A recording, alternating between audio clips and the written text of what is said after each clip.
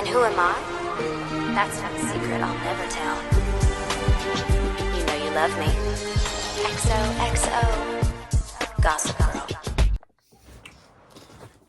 What's up? We got Gossip Girl, Season 1, Episode 7, Victor Victrola. This episode starts off with a clip of Blair dancing on streets at a burlesque club while Chuck watches from the audience. However, we know that this is yet to happen, and we go back to 2 days earlier when Blair goes to Chuck at his burlesque club named Victrola. I don't know. He explains that he wants Bart to invest in the place, and he wants to make it a place of escape. She's pleased with his plan and assures him that Bart will love the proposal. She goes to leave, and he invites her to the victory party the next night, which she agrees to. At the Archibald house, Anne and Howard present Nate with several brochures of rehab facility. It's kind of funny. In the books, Nate does go to rehab, and that's where he meets a certain Georgie. But, yeah. That's where he meets a certain Georgie Sparks. But still. Yeah. But, yeah. She reminds him of the dinner at the Waldorf the next night. And he asks Moment to talk to Nate. While she's gone, Nate, Howard promises they won't have to go to rehab. And says that he'll talk to Anne about himself. He explains that work has been extra stressful lately. And a coworker offered him a bump. Which he took. But didn't like. He swears that he'll flush the bag of cocaine right away and invites Nate to get drinks with him after work. At the loft, Jenny's on the phone with Vanessa, panicking about not being able to find the bracelet. The shopkeeper lends to her. She goes to ask Rufus if he's seen it, but hears him arguing with Allison on the phone. He asks who she's talking to, and she opens the door to reveal Vanessa.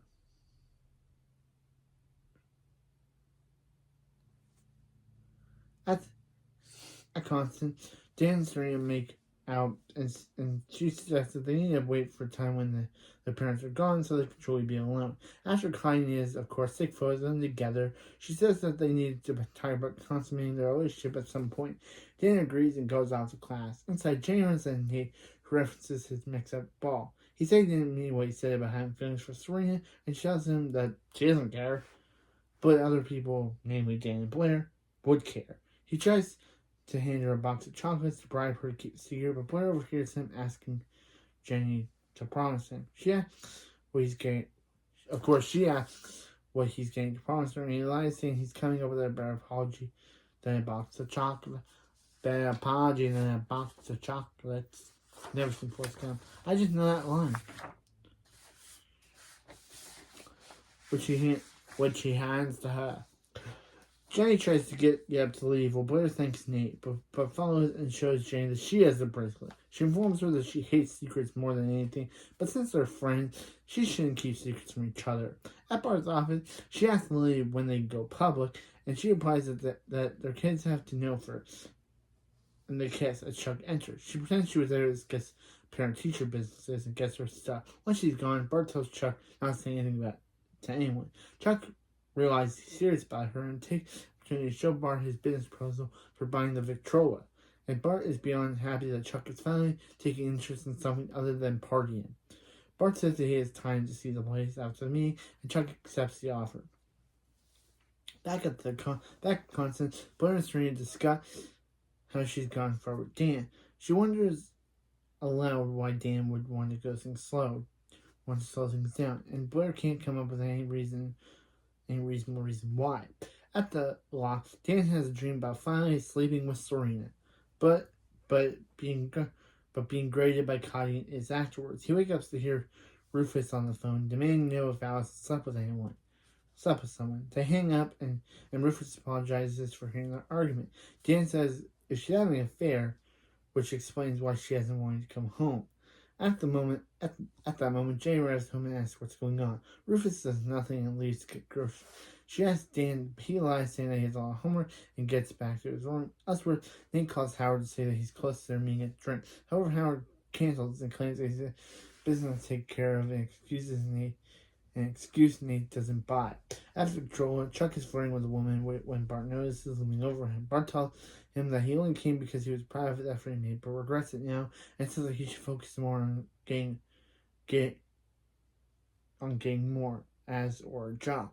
Chuck tries to follow him out of the club, but finds him helping an attractive Asian woman into his car. At the Waldorf, Eleanor showed Blair a dress she picked out for her to wear at the ultra dinner, and casually mentioned that Anne showed her the Vanderbilt ring, and that Blair will eventually receive. Blair excitedly asks if she means Nate. Talked about their future to his parents, and asks for the family ring, which Eleanor says yes to. Meanwhile, Nate goes to his dad's office to see if Wade's really working on, but Winston, again, buying another bag of cocaine. At the law, Dan and Serena make out on his bed, which Rufus and since Rufus and Jenny are gone, as they start taking off the clothes, they're, of course, interrupted by Vanessa climbing through Dan's window. He goes back to his room, and Vanessa cracks the door open and see him close his bedroom door for privacy. Inside his room, Serena asks if they should talk about sleeping yet, about doing the dirty, and however, they decide not to talk about it and begin making out again. Just as Rufus and Jenny return home. At the Palace Hotel, Chuck drunkenly leaves Nate a message saying that while Bart didn't go for his business plan, he's still going to have his party at the Victrola. After he hangs up, Lily spots him and realizes Bart didn't go for his proposal. She offers to help him, and Chuck vents that Bart wants to build life for himself with nothing. He should take it away. Lily replies that no parent wants to see their child go out, and Chuck sadly says that he did the work but ended up with nothing, and Bart is being hypocritical by saying that he can't commit when he's cheating on Lily. He mentions his girlfriend the day before, which Lily doesn't disbelieve. She accuses herself and goes back inside. At the Archibald, Nate sits down with Anne and tells her that the drugs were Howard. He explains how he promised to flush the coke, but bought more and says worry. Of course, Anne accuses him of trying to lie to get out of trouble because this lady is terrible. But slowly realizing he's telling the truth. However, she reasons that Howard is under pressure man because Nate's problems with Dartmouth and Blair and leaving to not discuss it any further. And she leaves to not discuss it any further. At the loft, Dan watches art cinema scene when Vince enters. She asks why is he watching porn? I don't want to say that. That's gross, but it's in the thing, and I don't know how to escape around it without saying porn. It feels so gross to say. I'm like, a 20-year-old who's turning 21 this week. Feeling weird. 21. It feels weird about saying the word porn. I'm so weirded out. I'm just gonna skip the scene because yeah. And says that from what she saw, he doesn't need help. She reminds him that he used to say that dirty is meaningful, like art, and you don't rush art. He answers that he thought that back when he was young and before any girl wanted to sleep with him. She makes a crack about Serena having a lot of sexual experiences and tries to escort her out. I think this is a reference to something that happens later on, because she literally says that she knows that Serena had slept with her boarding school teacher, had a relationship with her boarding school teacher, and we know later on that that's Ben Donovan. But weird that how does Vanessa know this information when it's later revealed that information was stopped before it could get out? How does she know that Serena had? How did Vanessa know that Serena had a relationship with her boarding school professor? How does she know this? Lily was able to stop the thing before it got out. Spoilers, I know, but still, just the fact that Blair says Serena, that it's just weird. She's saying that Serena having a lot of sexual experiences as he tries to escort her out. On the way, she advises him to hide Cedric and replace it with football sheets and get candles. At the Waldorf, Jane thanks Blair for paying for the broke clasp on the bracelet. Blair excitedly tells her about Nate asking his mother for the family ring, but Jane is hesitant in her excitement for Blair, who notices why she isn't happy for her, and Jenny lies saying that she's stressing about her parents. However, Blair doesn't buy it and asks again what he's hiding. She finally missed what happened at the masked ball, including Nate's revelation about Serena and his kissing her. Shocked, Blair tells Jenny that she's dismissed for good, and tells Jenny to get out, and Jenny leaves. And basically, Blair tells Jenny to get out, and Jenny leaves in tears. Over that night, Blair overhears Archibald arrive and tries to pull herself together. Despite being, of course, tear-stained, she goes downstairs where Nate kindly greets her and asks if anything's on her mind. She says no and then asks if he wants to say anything, but he answers no. Meanwhile, Dan dreams more about how to impress Serena in bed. This episode's weird. He's awakened by Rufus knocking on his door, saying he's headed to a gallery for 24 hours to watch a new display along with Jane and Vanessa. He invites Dan to come home, but he's declined. Rufus realizes that he might stay alone at home with Serena and invites them to be safe and take their time. At the art gallery, Vanessa assures Jenny that she did the right thing telling Blair. They discuss what to do when they all betrayed them, and Vanessa wonders if they're talking specifically about Nate and Blair. Jenny says yes, and Vanessa mentions that they could be also talking about her parents, accidentally revealing about Allison's affair. Back at the Waldorf, Howard announces that when how fabulous Eleanor and company are, then about how beautiful Nate and Blair make as a couple, and he orders Allison to hand over her ring to Blair to try on. Even after Blair says she doesn't want to, she does, and everyone marvels at how she gives it back, and he suggests to Howard that they can go outside and smoke their cigar. As a controller, Chuck is surprised by the arrival of Blair and the woman from before. He introduces himself as Pauletta Cho and says he's helping her with a career change. And he says that he explains that he gave Chuck's proposal to her she explains that she gave Chuck's proposal to her as a test after hearing her thought. Realizing that he judged He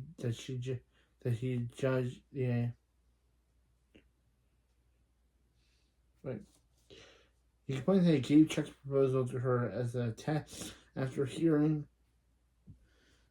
her thought. He realized he judged the idea too quickly. Let's say Bart or Blair. Yeah, Bart and the woman from the day before. Bart's in it. I don't know why. I thought I said Blair. But I could have said Blair, but he gives her a quick But now Bart's basically said that he gave her Chuck's proposal, and after hearing her thoughts, realized that he judged the idea. He shakes hands with Chuck and gives him a quick hug and suggests that they take a full tour before he goes. Bart admits that he hasn't been able to get a hold of Lily for a while. Chuck says that there's something he needs to tell him about. Back at the Waldorf, Nate confronts Howard outside by sabotaging the deal. Nate orders him to stop telling him what to do and to get back inside, Mr. Nate.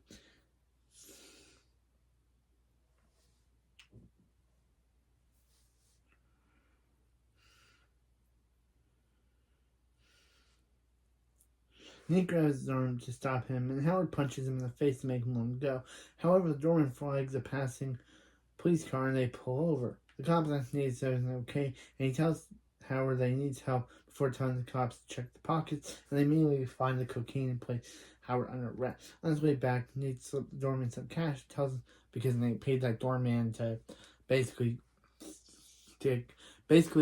Nate paid that doorman to get Howard in trouble, to make the doorman see Nate punch him, so then he would call some cops, and the cops would arrest Howard.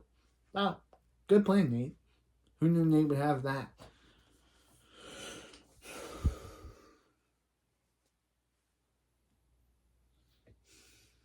Yeah, and says if anyone asks, his father went home sick.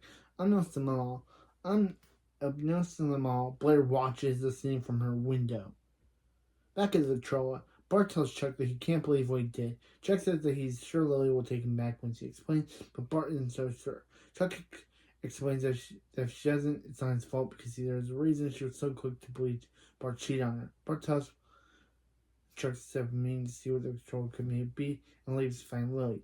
Outside, Blair tells Nate that she saw Howard get arrested and asks him why he comes for her. He admits that he tried, but something else had her attention, such as the masked ball. She tells him that she knows what he did, the masked ball, and says that's not her fault. Finally, she asks if he loves her. He says nothing in return. Tearfully, Bart tells him to deal with his father because he needs him, and she doesn't. And she breaks up with Nate. She gets into a car and take off. After a while, Dan brings Serena into his room, which was clean sheets and no Cedric candle. Elsewhere, she's everywhere. She smiles, it's perfect, and shuts the door. Meanwhile, Blair is out of control. She's met outside by Chuck and asks where Nate is. Blair replies that they broke up and she needs to escape. They enter the club. Chuck gets her.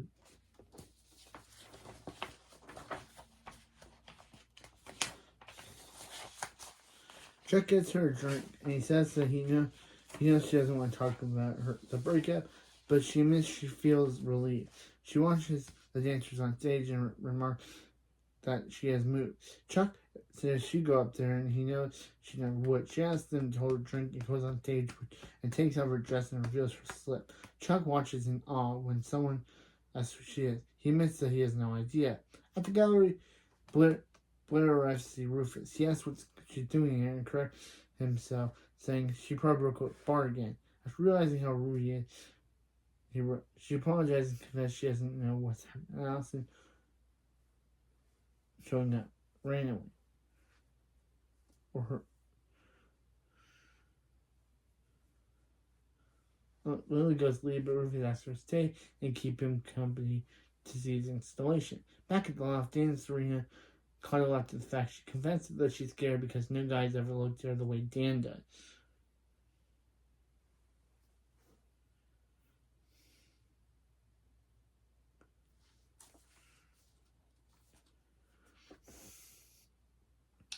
And he kisses her and holds. I thought she was about to arrive home to find it and hang up the phone. He asks what's going on. She says she's at the police station where she's going to a lawyer and someone from the DI. Then he asks why she can't just pay his bail because that wasn't much coke. And says that his bail is set to $1 million because DA has been building a case against Howard building for embezzlement and fraud. So he's facing multiple charges.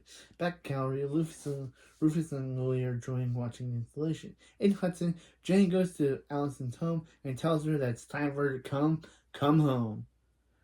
Elsewhere, Chuck and Blair take home after the party, and he finds her that tells her that she was amazing on stage. She moves closer to him, and he asks her if she's sure, and they begin making out before sleeping together to end the episode. Wow. Gonna see Jenny and Dan's mom for the first time. This episode sets up the Blair and Chuck dynamic, and it also sets up the Chuck and Blair love relationship, and it also weirded me out because I didn't think I have to say the word corn. I'm gonna say corn. That's a better word for than saying the P word. Dan was watching corn. He was watching corn. That's what he was watching. He was watching corn. Not the P word. He was watching corn. Yeah, that's better. That's better. Dan was watching corn. Because I don't want to be flagged for saying the other word. So corn it is. Dan was watching corn. But yeah. But anyway, yeah. And Howard is currently in jail. Very bold move of Nate to basically set up his father, have the doorman be paid off by him. Just so Nate must instruct him and be like, yeah, he'll have his father punch him, and then Nate will call over the doorman will call the cops, and then the cops will arrest Howard. Wow, Nate, very good planning, bro. Very good planning. But next episode, we got episode 8. 17 candles. Next episode, it's Blair's birthday episode. Next episode, Blair is trying to forget that she and Chuck ever made out while making everyone else believe that she and Nate are still together. Of course, yeah. But anyway, yeah. Blair's trying to forget that she and Chuck ever kissed, while trying to make everyone still not aware that she and Nate are still together. But anyway, yeah. That's it for this video, and I'll see you next time for 17 Candle. See, you know you love me. XOXO, Gossip Girl.